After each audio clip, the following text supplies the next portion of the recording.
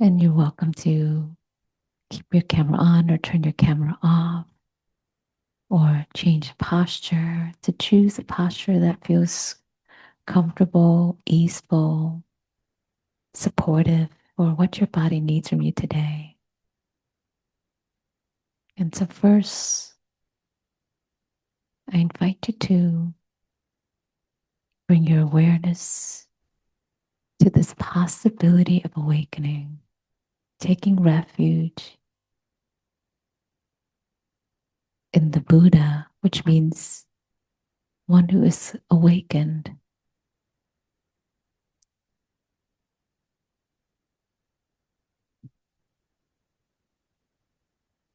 And to know of that quality in you that is awake, the Buddha nature,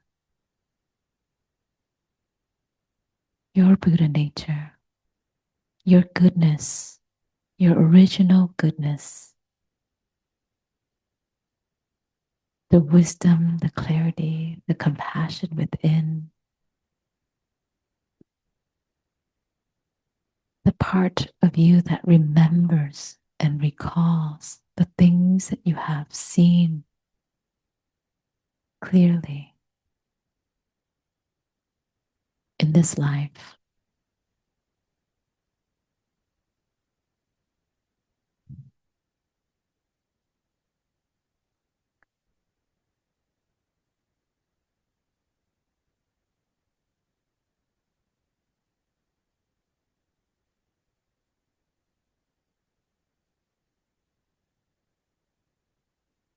And to continue dwelling in that, perhaps throughout this meditation or throughout this time in Sangha or throughout this day, return to take refuge in the Buddha within.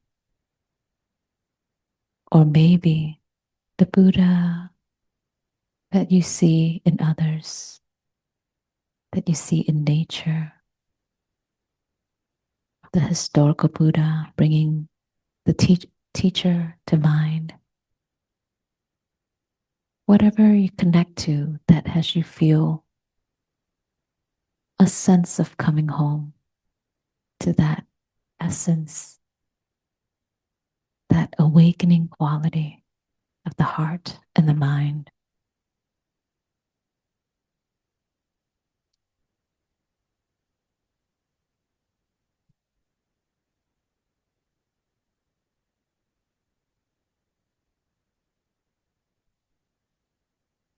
And now, taking refuge in the Dharma, the teachings of liberation, the teachings of transformation and healing, of peace and reconciliation,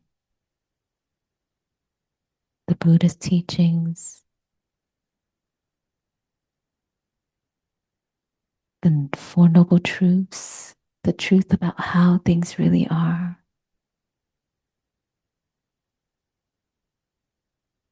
the teachings on love, the teachings that alleviate stress, anxiety, and suffering,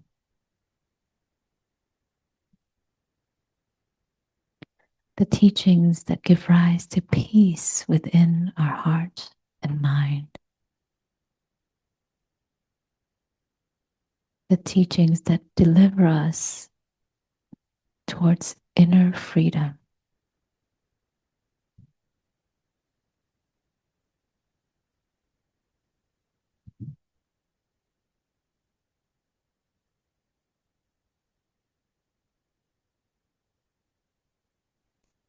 Teachings that has us know of a kind of happiness that is independent from conditions.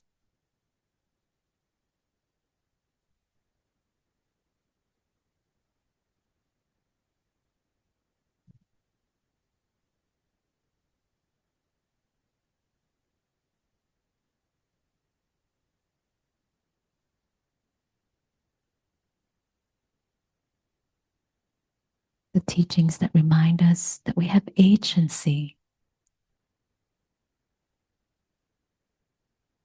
Agency to let go, to turn the mind towards love and kindness, towards equanimity, towards compassion, towards appreciative joy.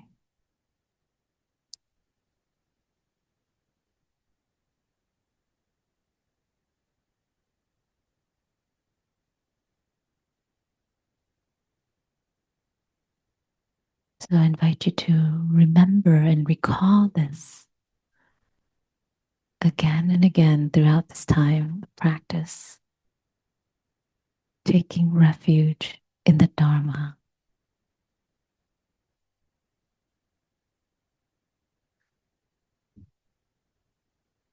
And lastly, I invite you to join me as we take refuge in Sangha. First, the Sangha is this physical, virtual, tangible space of like-minded friends on the path who are all here in search for freedom, in search for peace, and having found that and is on this path, practicing mindfulness and loving kindness as the way out and the way through.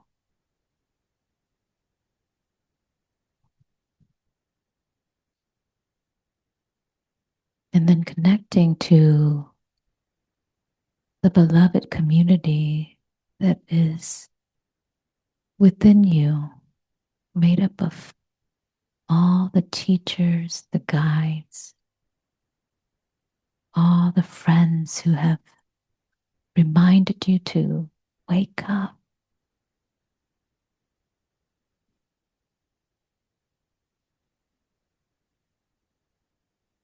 come back,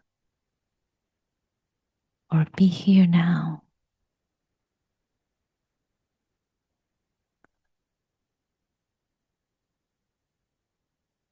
To all those who have supported our healing and transformation,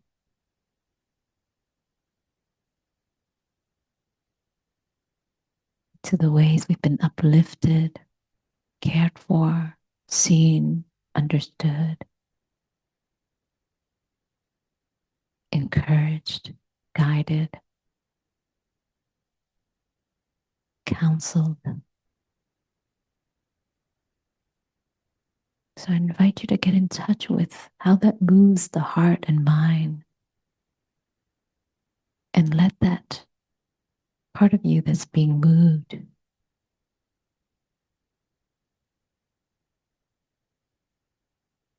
carried into the energy of mindfulness, sustaining this quality of wakefulness to keep practicing,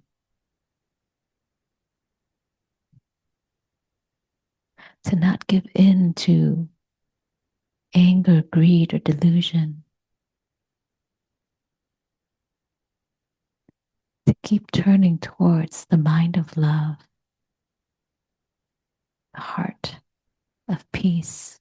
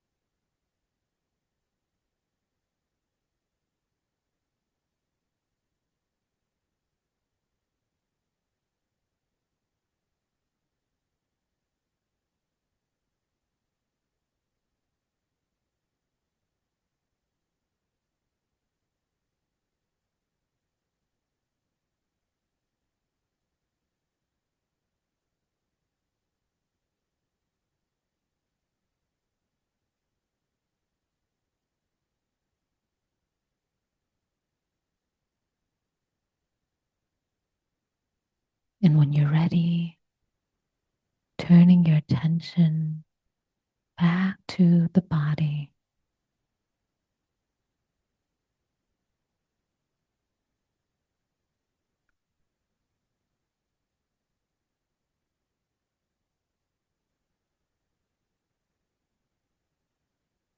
inviting in this softness, this kindness, this quality of attention that is caring, like you're looking after a vulnerable being,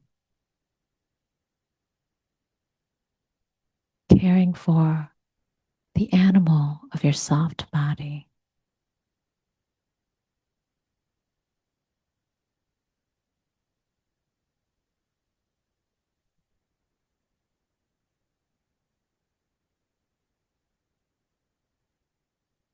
Soften the shoulders, the neck, relax the belly as best as you can. Pay attention to where tension builds up, and with that kind and loving attention, offer that to those parts and places within you that hardens up, that tenses up.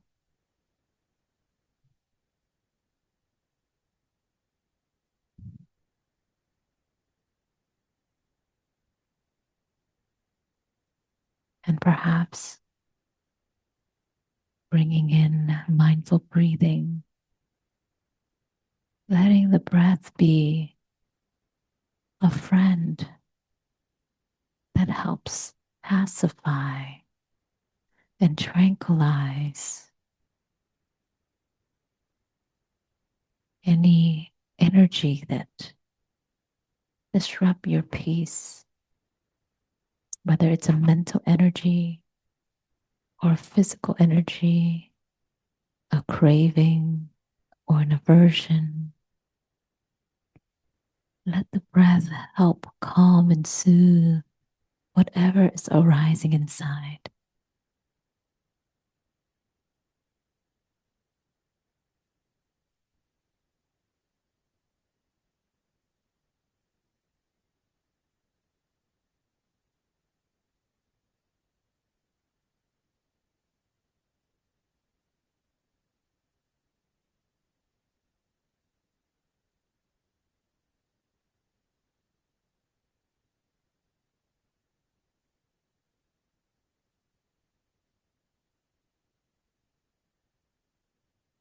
You might now, if it feels accessible and supportive, to narrow your focus, maybe to the contact points in the body or to the breath, somewhere in the body where the breath feels most alive, letting your attention rest there, or letting your attention rest at the ears, taking in sounds.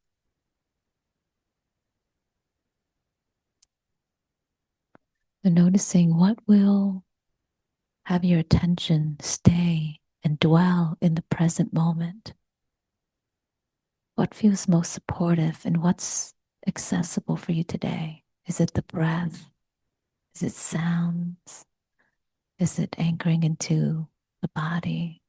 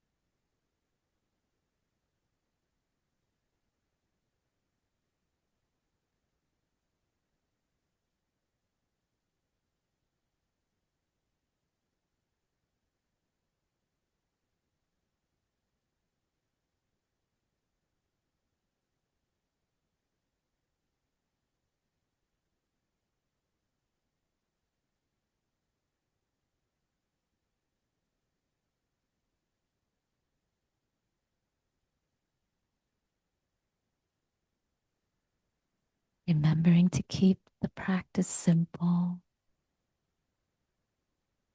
Sometimes the mind wants to make this out to be something more, reaching for more, wanting to get somewhere, wanting this to go some way, some other way than how it is now.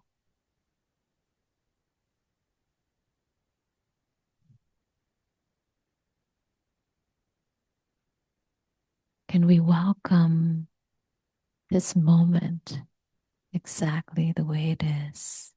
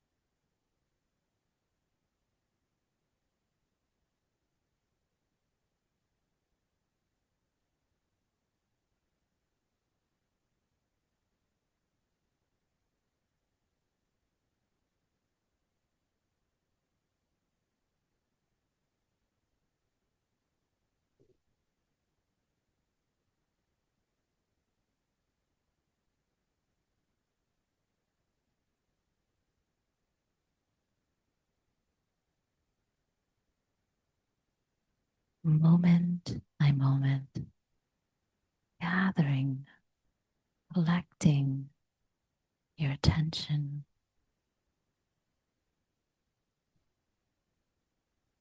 to the immediate experience of now as it is felt in the body, as it is observed and seen in the mind. All of what is occurring right now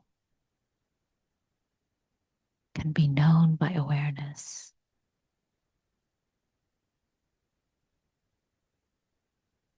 Give rise to that quality of wakefulness within you.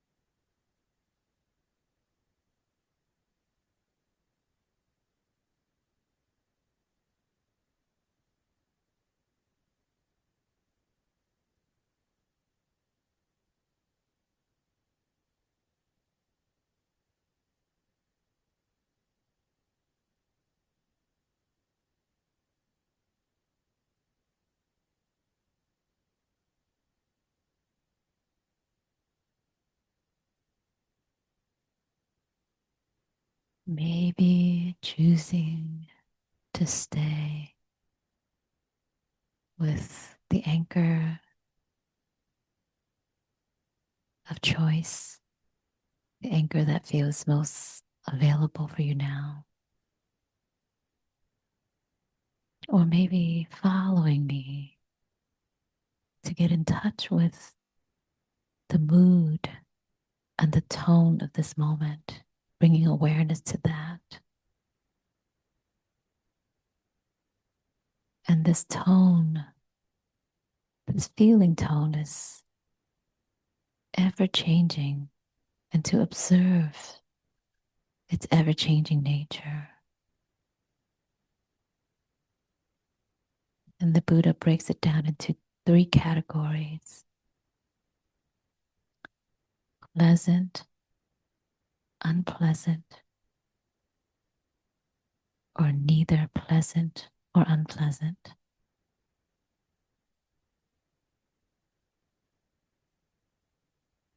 Neutral.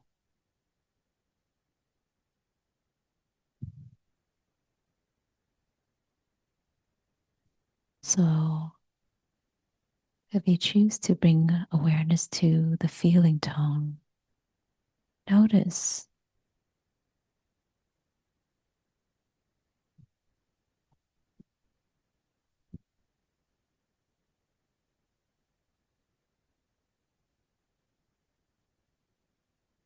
this moment by moment. Notice your relationship to a pleasant feeling tone.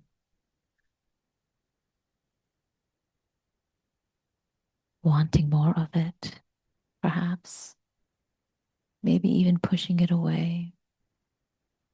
Notice your relationship to unpleasant feeling tone. Wanting to push it away, wanting it to go away, whether it's unpleasant in the mind, unpleasant in the body, or in sounds.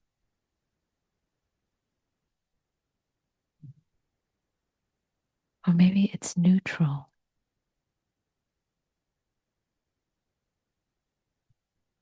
or yet to be decided if it's pleasant or unpleasant.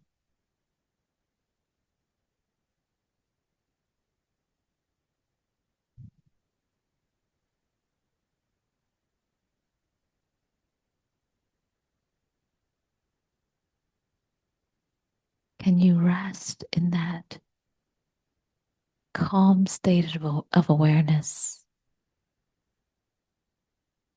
that can note the feeling tone for what they are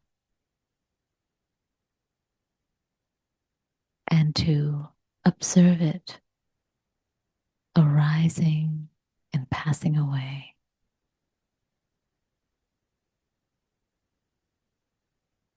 letting go, not holding on.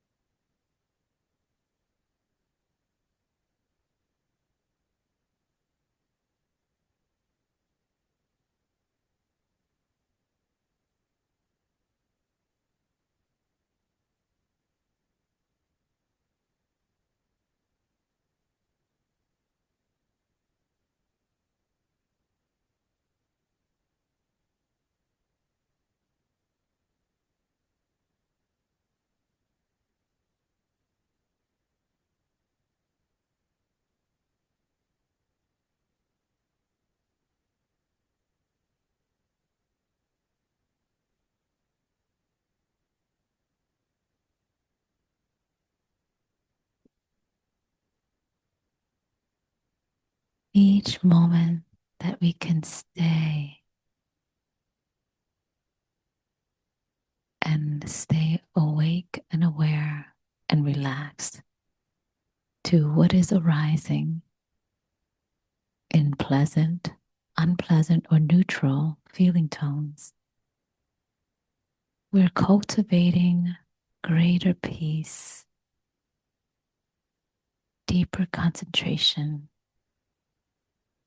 and wisdom born out of that.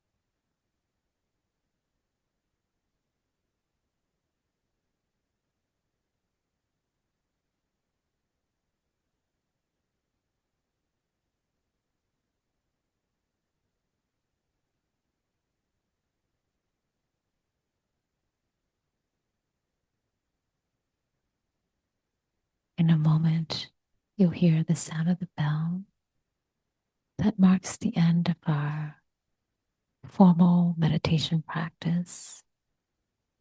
The bell of mindfulness also invites us to continue to cultivate this quality of wakefulness as we shift posture, as we shift our attention, as we open up our sense doors.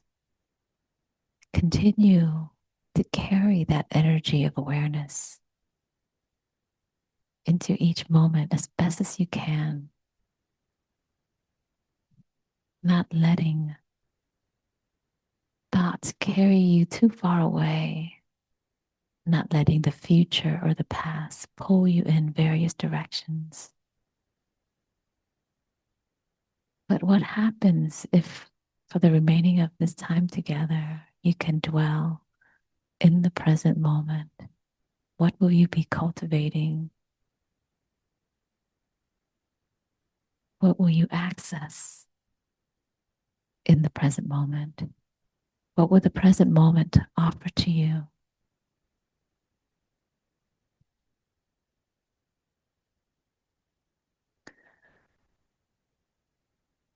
And so the bell invites us to transition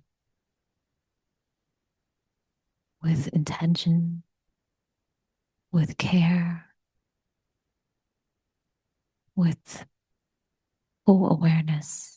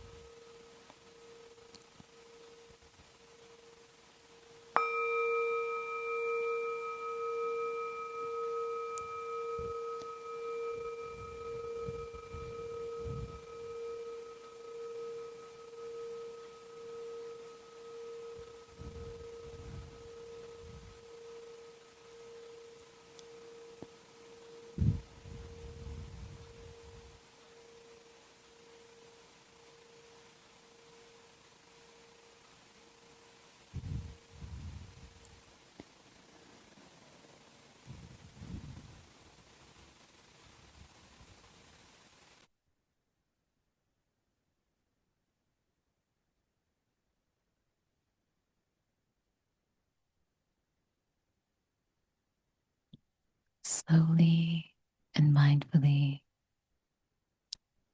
making the transition out of your meditation.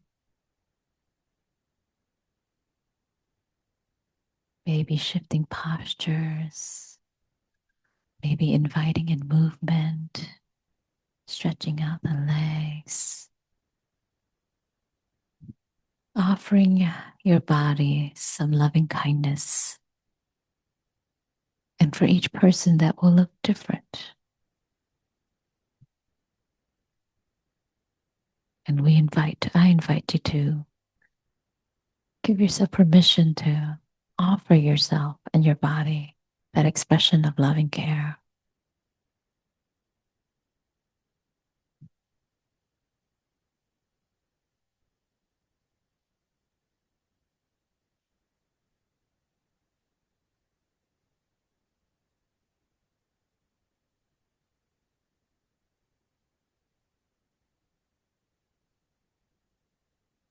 What I am truly appreciative and grateful for is that in Sanghas, in the coming together of practitioners and seekers coming together to practice this path to hear the Dharma, to be in Sangha with each other, we are keeping these teachings and practices alive.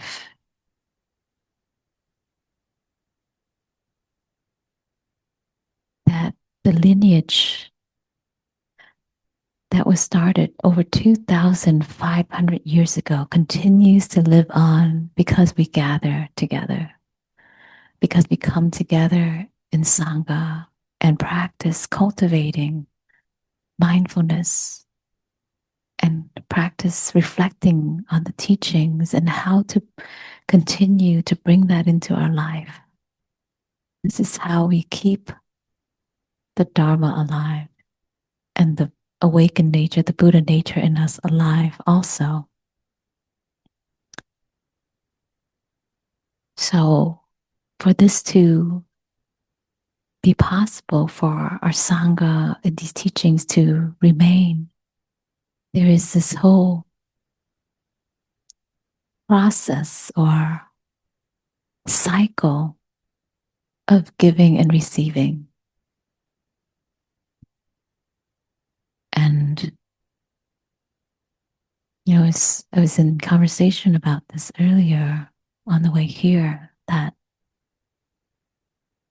when I think of hearing the Dharma, like, or for me, giving, sharing the Dharma, it's like I have a gift that has been given to me, and I have accepted that gift, and it has really worked and has bared many wonderful, wonderful fruits and sweetness into my life. And now I have this gift. I want to offer it to you. And in that same way, when you are here and when you openly receive this gift of the Dharma, that my hope is that you find some sense of peace or relief or insight or joy or a moment or many moments of clarity, food for thinking mind, food for the heart that is opening and awakening. And so in that, we operate on a donation model, which is for us to continue to carry this on. Again, we are part of this cycle of giving and receiving. So when you make a donation to Pacific Northwest Meditation, you're not just giving to uh, those who will be coming in the future for this place to exist, or for ourselves and for our future generations, but so you're not just giving to the future, you're not just giving to the past, to what has already been received and offered, but you're also giving to the present. And you're also giving to what's possible when people come through the doors like us who find something so profound and impactful, whether it's one moment of peace that changes everything, or one moment of silence or stillness that awaken what is true, or this return back to oneself to know that I am okay, everything will be okay, to recognize the miracle of life here and now. And so we'll go into break, and I invite you to, in this time, to think about that act of giving and receiving. And if you feel moved and called to offer to further our mission of Pacific Northwest Meditation Community, to continue to open the doors for others, and our mission to keep the teachings alive and to bring in diverse voices from many different teachers and backgrounds, that There's a donation table in the back of the room with QR codes. And also online, if you go to pnw.org/Dana,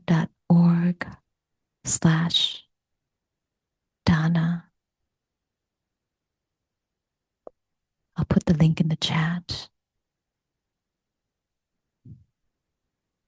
And there's no amount that is too small, whether it's like as small as a cup of tea or, for us to improve on uh, our programming, our offering, our setup, or just of your time, your effort to continue to share about our group, about our offerings. We also have our affiliate, our affinity groups, the Be Queer Now group that meets on Sunday, the BIPOC mindfulness group that also meets on Sunday and some Mondays, our Gold Mind meditation group that is for those with brain injury. Kando has a women's group that meets. I also lead a morning meditation group that's been now sustained for 7 years. So we sit every morning online at 6:30 a.m. Again, I'm just so in awe by how the internet and Zoom has connected us in this way. That in the morning we wake up and we are right there, taking refuge in Sangha, not taking refuge in the news, not taking refuge in what's going on in my inbox, but right there, taking refuge in Sangha, in practicing meditation with other like minded friends. Um, so I invite you to join us in any of our offerings. We also have a retreat here next week, next Saturday. I'll be leading that retreat, and we'll be practicing to calm our nervous system using one of the Buddhist, one of his core teachings on breath meditation. And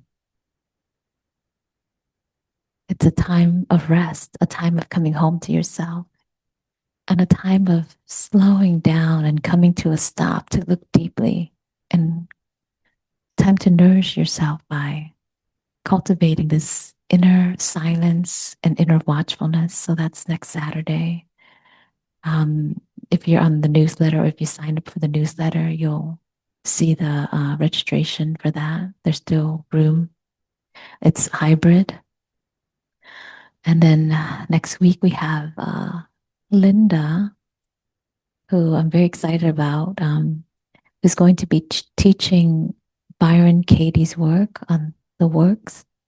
I think that's what it's called, and very powerful tool in how to work with this inquiry process, reflective inquiry process to unpack, why we're stuck, or the the conflict that we have going on in our relationship or in our life, or and after Linda has worked with me on this, and very powerful. And she was so gentle in her guidance when I was lost in my own, no, but this is true. This is true. And she's like, is it really true? So one of the questions, is it really true? And I was like, it's true. So many people say it's true. And I feel that it's true, but I know that I'm just like holding on to this. It is this way. This person's like this. It's like this. The drama. And so she will walk us through this really powerful inquiry process. So I invite you to join in for that. Actually, let me double check. Is it next week or the following week? Um,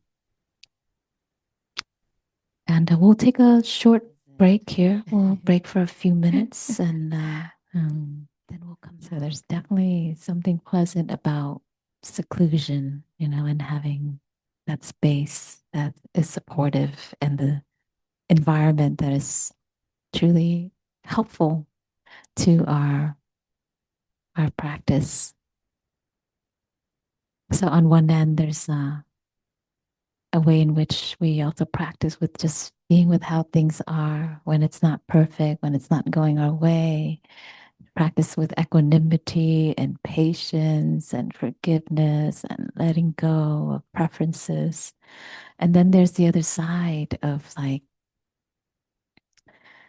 of also finding our way to the causes and conditions that support us to be able to go deeper in our practice.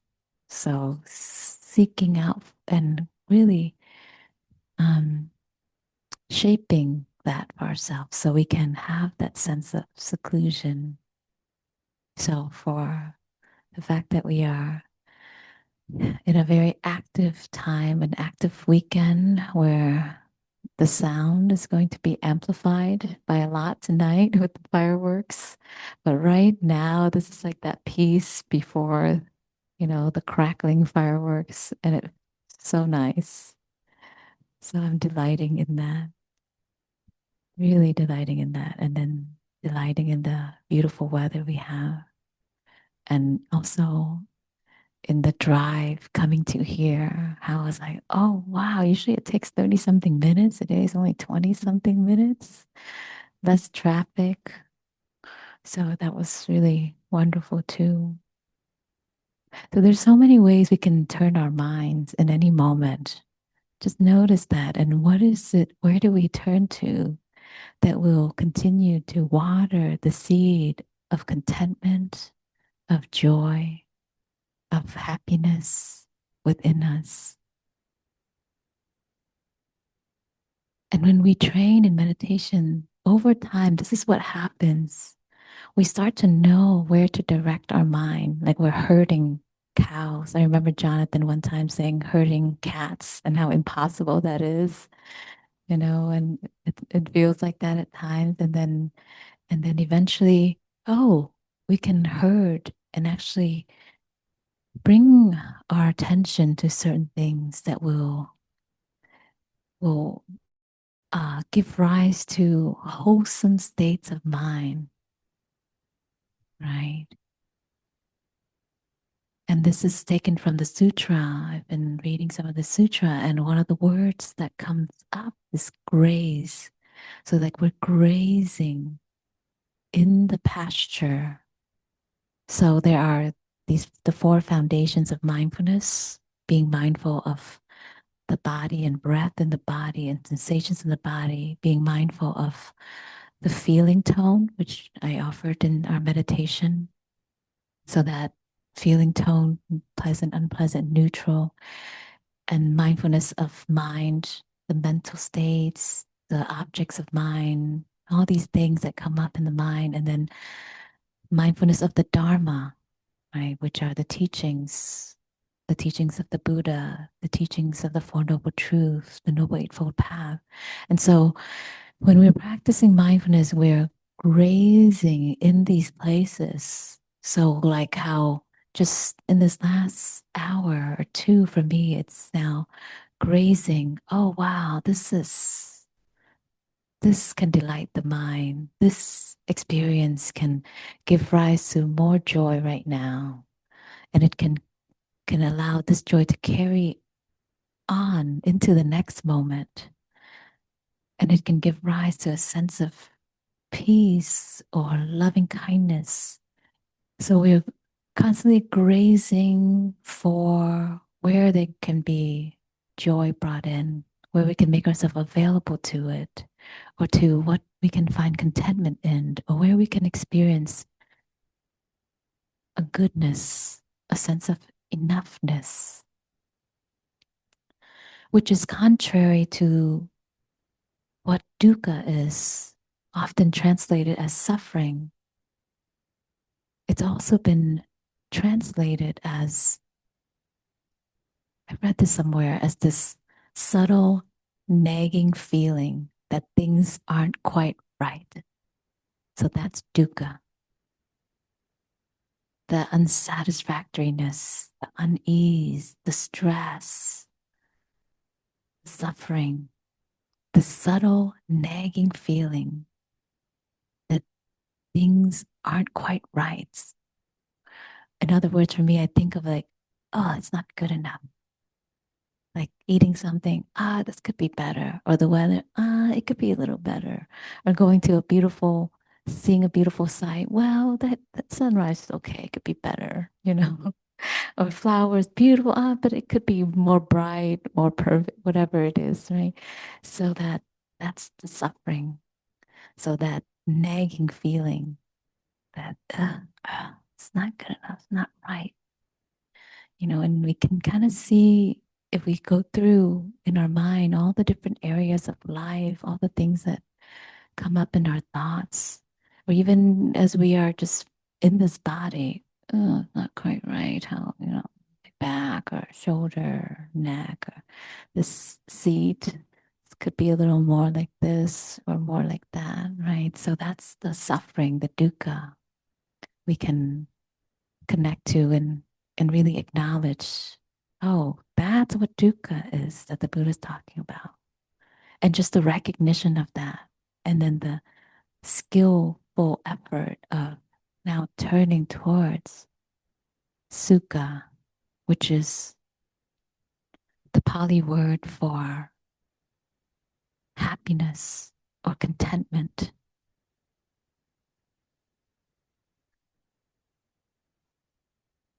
So turning towards that sense of appreciation. It's a kind of happiness that my teacher, Thich Nhat Hanh, says is rooted in inner peace.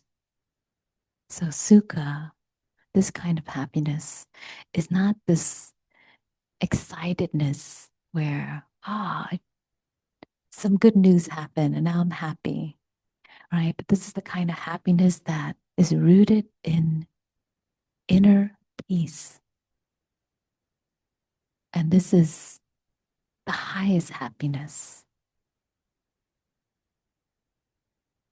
And Thich Nhat Hanh says that if you do not have peace within yourself, you cannot experience true happiness. So the conditions of true happiness, and I like the word contentment more because it captures this. When I'm contented, I'm easily satisfied, which is the opposite of dukkha, which is unsatisfactoriness. So this is the kind of happiness uh, in Buddhism we refer to the highest happiness, which is that of inner peace, that of contentment, that of being easily satisfied. Like, and we're invited to train ourselves to see how you can become easily satisfied with things. What a challenge, right? Sometimes it's easy when the weather's great, when there's no one in the building, when we can sit quietly and there's no pet or human being nagging at us or call phone ringing, notifications going off, or even in the mind, our to-do list tugging at us. But this is that training that allow us to access being easily satisfied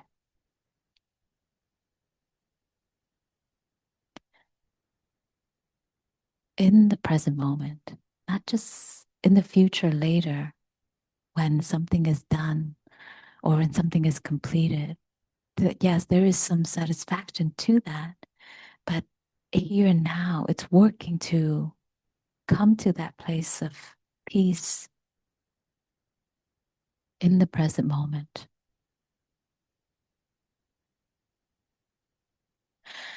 And when we were in our meditation, I had invited us towards the middle end to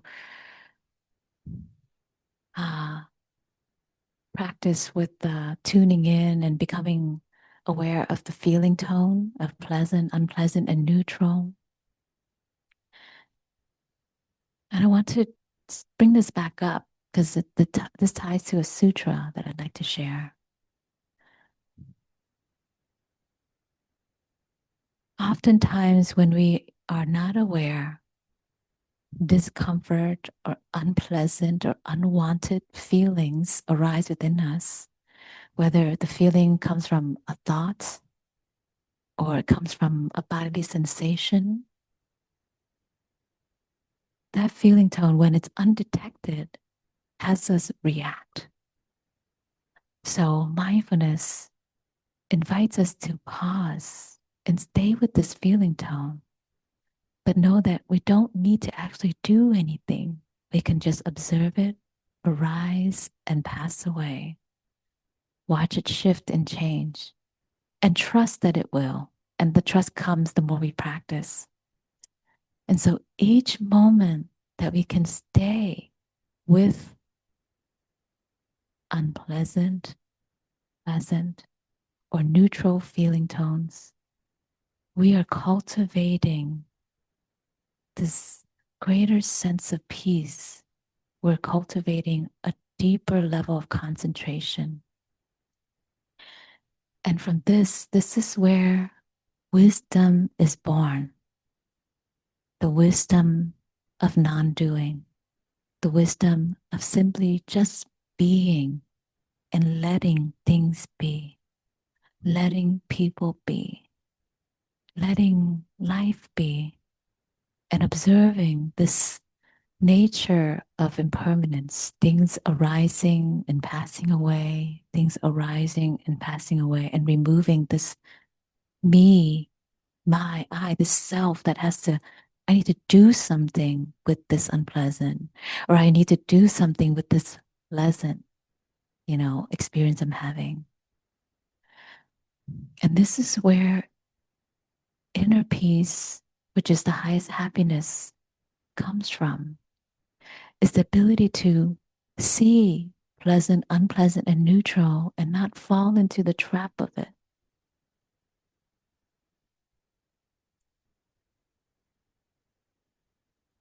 So there's a sutra that speaks about the feeling tones, that whether feelings are pleasant, unpleasant, or neutral, our practice is to observe that all of it is impermanent, it's constantly changing, and that it's inherently unsatisfactory because it's continuing to change. If we grab on to something, it's going to change and go and pass. If we push it away, it's still going to change and pass. So a practitioner learns to observe this within themselves and internally and externally without being detached. If one wants to achieve true inner peace and freedom. Now, when we think about it, how often, are we going from ping-ponging from pleasant, I like it, so I want more, or oh no, it's gone.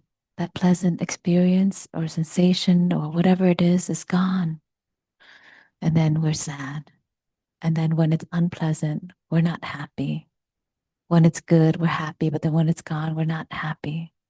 So this chase between trying to, you know, live a happy life based on pleasant and unpleasant, moving away from unpleasant, moving towards pleasant and trying to get more of it, trying to avoid unpleasant, and then unaware of what is indeterminate, yet not pleasant or unpleasant, that is neutral. How that kind of chase for happiness, pursuit for happiness is insubstantial. It's not sustainable. And it's this constant waxing, waning, coming and going. So the Buddha explains to a student that regardless of the kind of feeling tone, we as practitioner can observe this and see how unreliable these feeling tones are. and how they're so deceiving, so enticing, and so deceiving, and so convincing. And to remember that they're subject to change.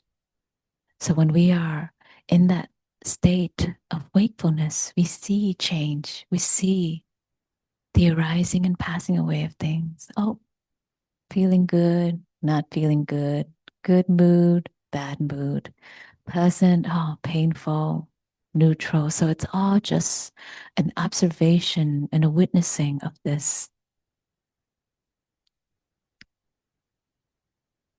And by understanding this, by understanding, clearly comprehending, and an experiential knowing of this, not intellectual understanding of this, but a visceral, bodily, somatic understanding of this, we understand clearly the transient nature of feelings and seeing how they continuously arise and disappear, increase and decrease. And when a practitioner truly gets this on a experiential level, the practitioner is now detached from feeling tone, still experiencing it, but not caught in it. And this is where one experiences sukha, which is the end of suffering, which is easily satisfied, can easily let go, can easily rest in the present moment with what is. So I had that moment too when we were setting up the technology, and I'm like, God, why is it not working? I want it to work. What's going on? And I felt the tension. I felt the tension, and I felt it in my chest. It was like this contraction. And then I was like, this doesn't work for me to, continue to want it to be some other way than how it is. That's the extra I was bringing into it. And then the moment of like, oh, well, it's going to be what it's going to be. There was this acceptance, and it was like, ah, okay, great. Or it's okay. Um, so how easy it is that even when we experience an unpleasant feeling tone, then it all of a sudden triggers a thought, and we have to do something about this. I need to solve this. So sometimes it comes from the mind or the body that triggers pleasant, unpleasant feeling tone. Or sometimes it's from the unpleasant feeling tone that then now also we can catch it in the mind thereafter.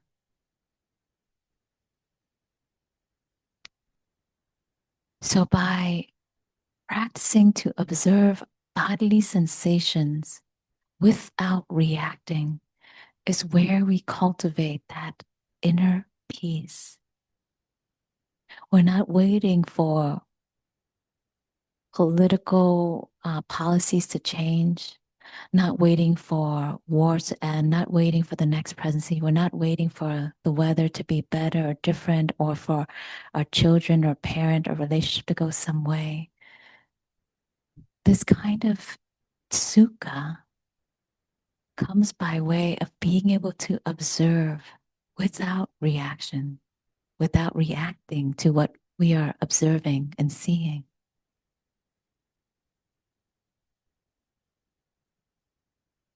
And by experiencing how all physical happiness and unhappiness are impermanent, a practitioner now can truly be detached from sensory stimulation and sensory craving,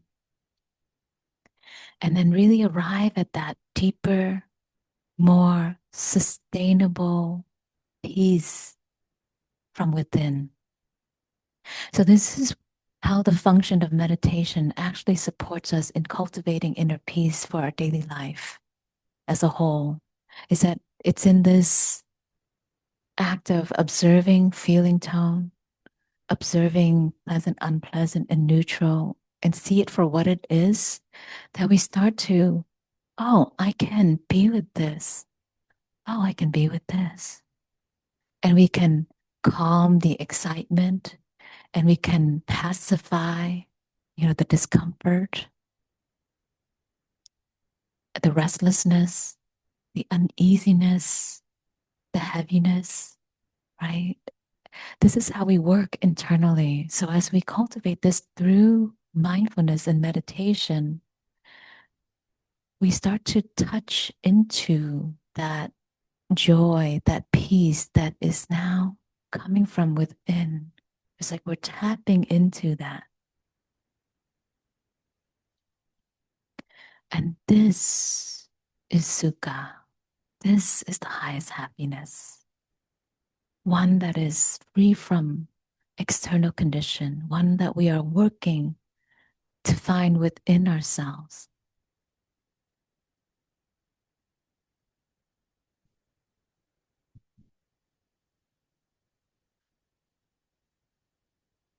And to understand feeling tone, the Pali word is Vedana. To understand Vedana is to understand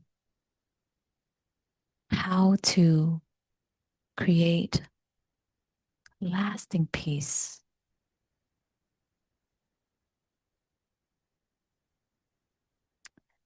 And I want to share another sutra that I find so inspiring.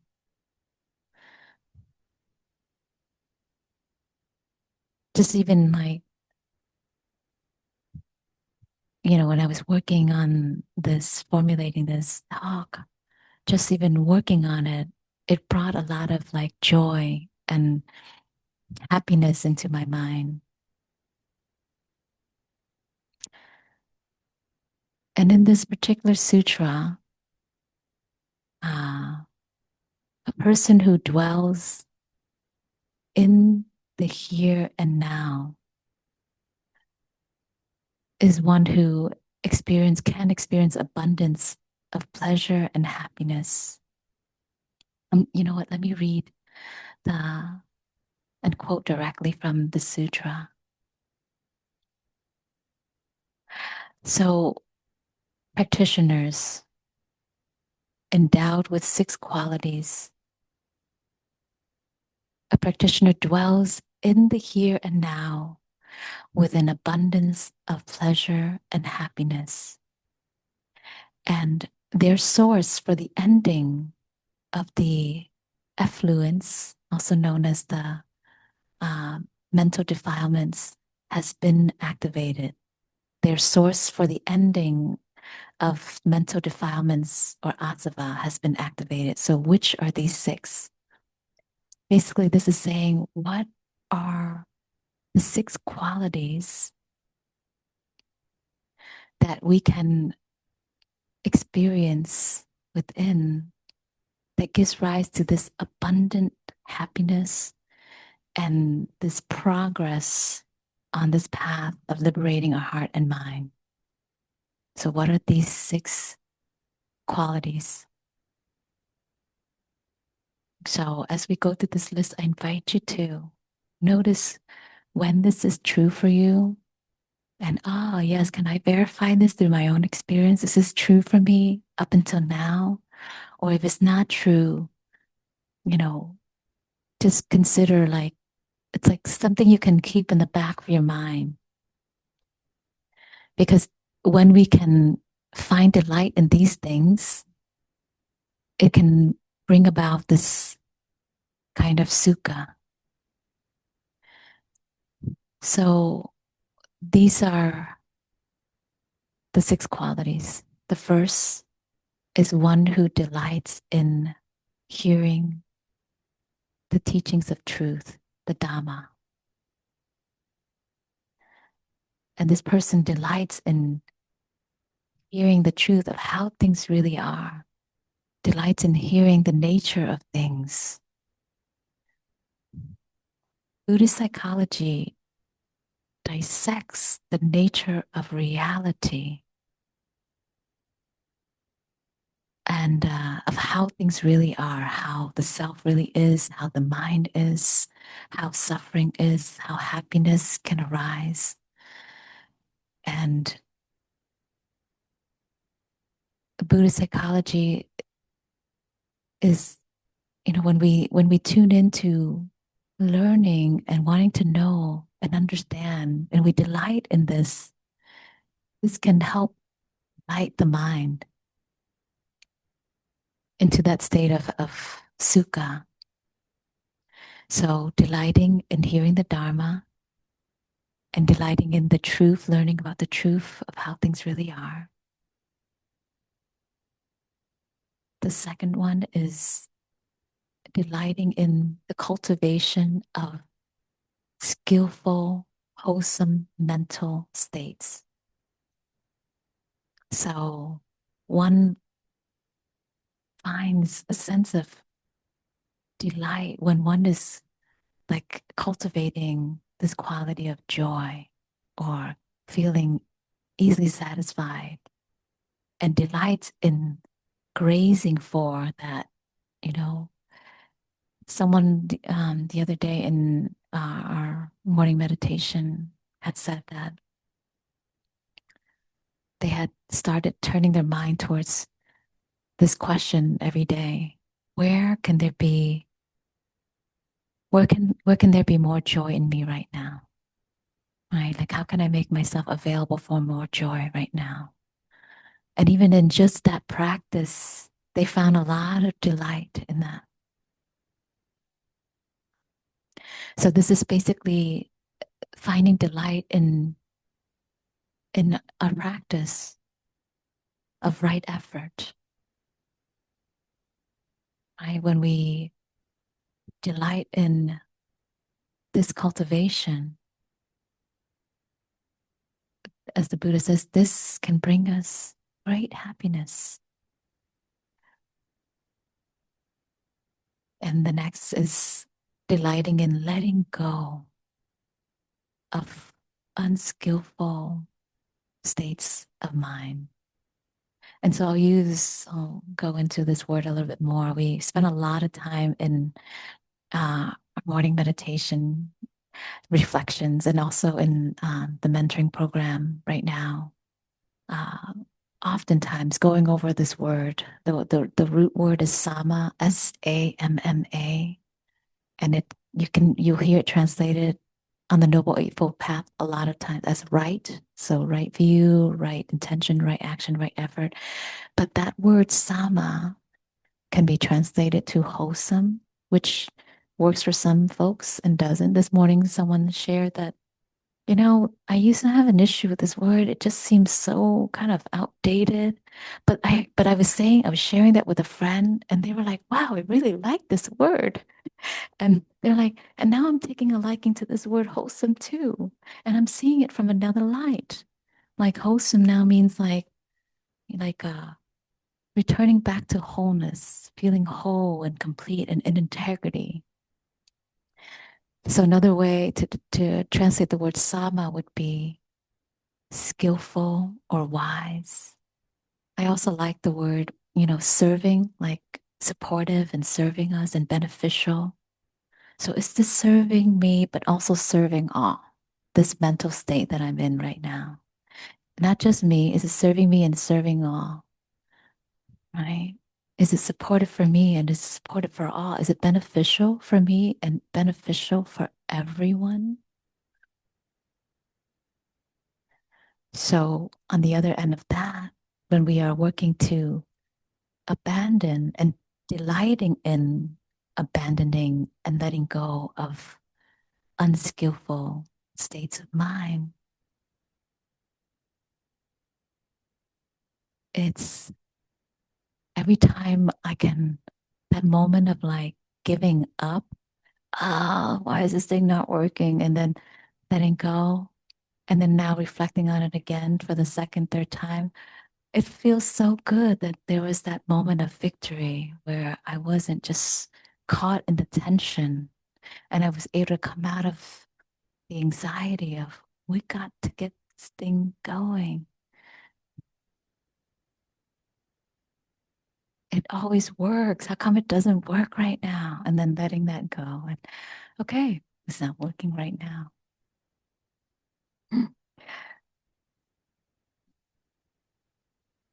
And then the next quality is one who delights in seclusion.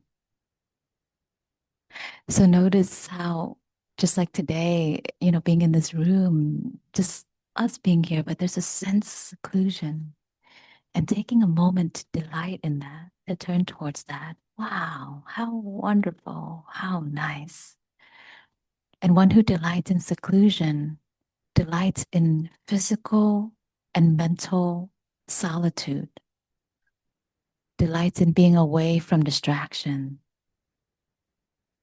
like finding that as a reprieve, a place that one enjoys going to.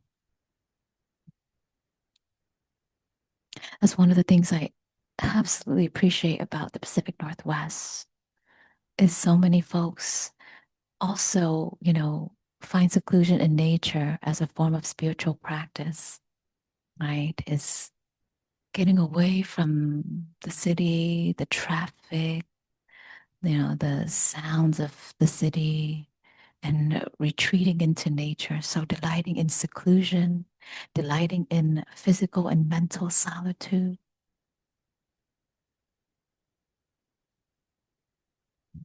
And also see when that becomes a challenge for us, how we can maybe take slow, gradual steps, right, towards that.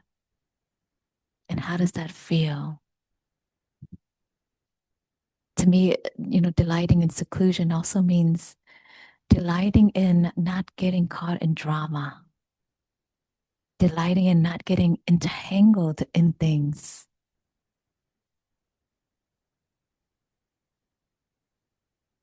So appreciating that too. And the more we can appreciate it, the more we can prevent the drama or prevent, the distraction because we appreciate this side. We also keep amplifying it, increasing it. So it lessens the possibility of the other coming in, the distraction, the drama, the busyness, the preoccupation, right? The floods of life. And the fifth is delighting in the prospect of attaining a state that is free from suffering and free from ill will. So, in other words, delighting in the unafflicted.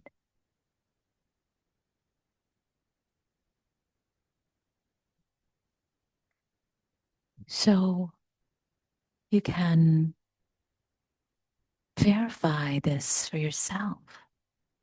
You have known perhaps of a moment where there has been a cessation of suffering, a cessation of dukkha, which is a cessation of that feeling of unease, a cessation of that subtle nagging feeling, right? That's pulling you, pressuring you, right? Weighing you down or binding you. So we've known of this, perhaps, we've known of this experience of the cessation of dukkha or the relinquishment of aversion, hostility, or even irritability when there isn't that irritability inside. Delighting in that, delighting in not feeling bothered, like feeling not be, that feeling of being unbinded. So there's in the sutra is talking about this unbinding from all of these things.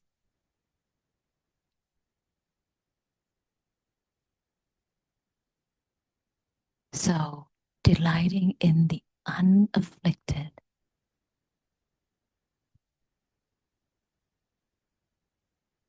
And then lastly, delighting in the freedom from, this is a Pali word, papancha, which means mental proliferation, but it also means the tendency of the mind to conceptualize and complicate experiences. I have to speak about this. I think it was this morning where I spoke about how when we experience complexity, that there's dukkha. And when we experience simplicity, there is sukha. So the mind caught up in mental proliferation, fabrication, and conceptualizing and making a thing out of something or nothing, and then getting so caught up in it, and then being free from that. Oof, what a delight. What a relief. And there are times in our meditation practice or even out in nature, I'm sitting there looking out at this beautiful view in front of me. And I was at the John Day fossil beds, and I just look out into this vast and expansive view. And I'm just like, oh, wow, I'm not being harassed by this mind. Freedom from papancha, from mental proliferation, and just, I'm just here. So when we practice dwelling in the present moment, we're also tuning in to delight in this, delight in the Dharma, delight in our practice of cultivating wholesome states, of abandoning unwholesome states, delighting in seclusion, delighting in the unafflicted mind, and delighting in the freedom from mental proliferation.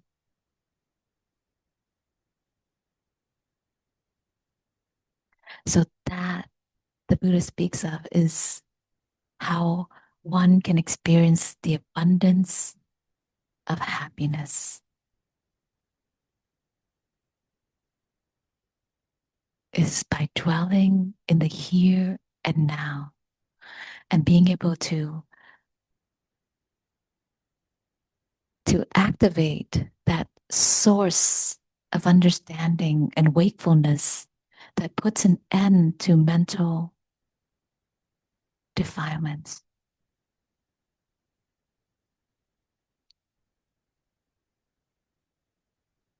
And these 6 qualities directly impacts that, directly supports that kind of freedom, that kind of inner peace.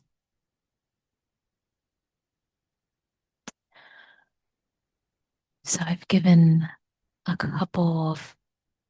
a couple of sutras that speaks on this teaching of sukha, this particular kind of happiness that is often spoken about in uh, Buddhism.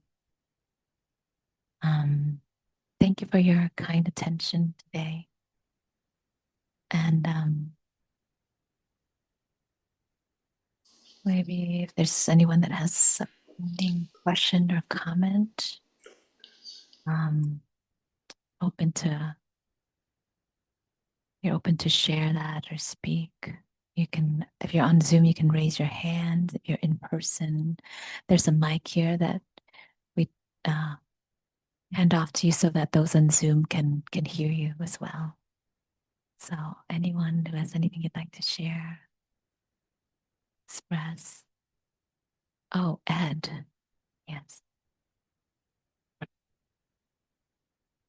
Can you see Ed on the iPad? Okay. Um, What? oh, I must apologize for snotting all over the place. I have kind of a bad virus and stuff like that. I But can see that. uh, Yeah. the the only thing I wanted to say is I'm very thankful for the Sangha and the idea that I can come Saturdays in the evening to participate and um, um, that's about it. I just had a general question: is how do I? What is the address for eBay to support? No, I'm sorry. Oh, geez, I'm sorry. I still sick. What is the address for a PayPal to support the Sangha? Ah, yes. Okay, I have it in the chat, but I'll let me go ahead and copy and paste that and put it on Zoom for you. Thank you, Ed, for asking. The PayPal for donation to Pacific Northwest Meditation. Okay, it's in the chat right now. I don't think our PayPal's working. So right now it's just, oh yeah, it's just Zelle and Venmo. Is that okay, Ed? And you can always connect with me via email and I can see if we can uh, have you send the donation in another way as well, if it whatever works better for you. Yeah, yeah. Thank you. I'm sorry to hear that you're sick, and I hope you recover swiftly. Mm. Mhm. Mm. Anyone else with something burning you'd like to share? And yes, not for you. Not burning. Okay, okay. All right. So the non-burning question now. Um, I'm just curious. Yeah. The difference between Sukha, Nirvana, and Paramita. Ah, Are they similar in what way or they're different? How? yeah. So Sukha leads to nirvana, Okay. and nirvana is already having arrived at the other shore, which is paramita, right? The word paramita is arriving to the other shore. Yeah. So nirvana is already having arrived to the other shore. And sukha is kind of the one of the factors of awakening that helps us get to the other shore. Yes. Oh, C would be nirvana. Yep. And then paramita is that way, that the journey. Yeah. To the other shore. Mhm. Mhm. Yeah. You're welcome. I appreciate that. Yeah. Mhm. Oh, I see Robert with his hand up. Hi, Robert. Hi, Trina. Thank you so much for another wonderful talk. Um, I had a question about the retreat next week. I was looking at the website and it lists different levels of contributors, Yes. and I have to admit I was totally confused by that. Could you help explain what those different levels are? Yes. So we our part of our aim is to have the retreats be accessible, right? So there is a um so there's the I think I want to make sure I get the terms correctly for the different levels, but each of these levels or tiers of how much you want to contribute to the retreat will support either just the basic costs for us renting the space, right? And the administrative cost for the retreat. And then there is more of a subsidized tier, and then there's the middle tier, and then the benefactor tier, which is for those who could contribute a little bit more to perhaps support those in the past, present, or future who, can only support are able to pay a smaller amount. And so our mission is to really try to um, not create or limit, reduce barriers for those who attend retreats And because we are a small organization, we don't have a lot of donation coming in to fund these retreat, just kind of like a donation base only. So we have to pay administrative costs. So this helps support us and give us a sense of how to cover for the administrative fees. Yeah, so really what it is to feel into your own circumstances and what feels like is within your um, financial capacity, right, for the retreat fees. And we firmly trust and believe that in the end, everything will uh, level out because there are those who can support more in this particular time of their life. There are those who need a little more financial support. And then for those who need a scholarship too, you can also reach out to myself and ask for a scholarship because that's also possible. That's you can send an email to trina@wakeuptogether.org. Um, and really, this is a space that allows us to practice with each other and have that support from one another. So when we come together, we can uh, feel that benefit of the synergy of our practice. But Robert, does that answer your question about the retreat fees? It does. Thank you. And there's So, still time to sign up. yes, there's still time. Great. Yes. Thank Yeah. you so much. You're so welcome. Well, dear friends, today we have our social hour and in-person gathering here.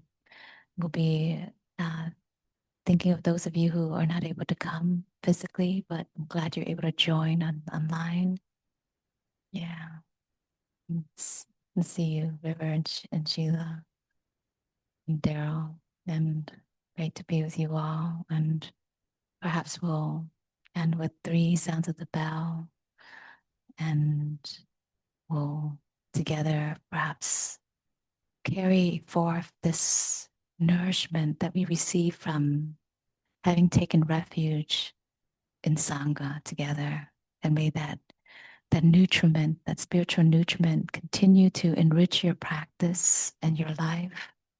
And as you go throughout this day, this week, as you continue on your path, may you be well, dear friends. So please join me as we breathe together the 3 sounds of the bell.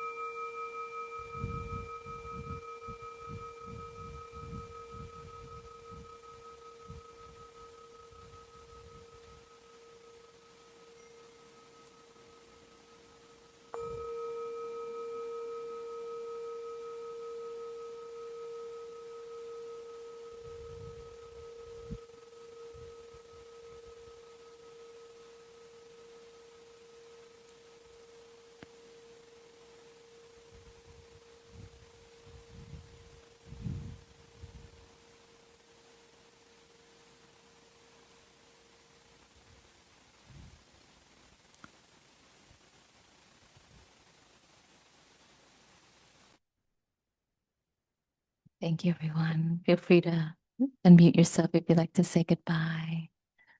A wonderful day. Happy Thank 4th. you. Bye. Thank you. Goodbye. Ready for takeoff. 2.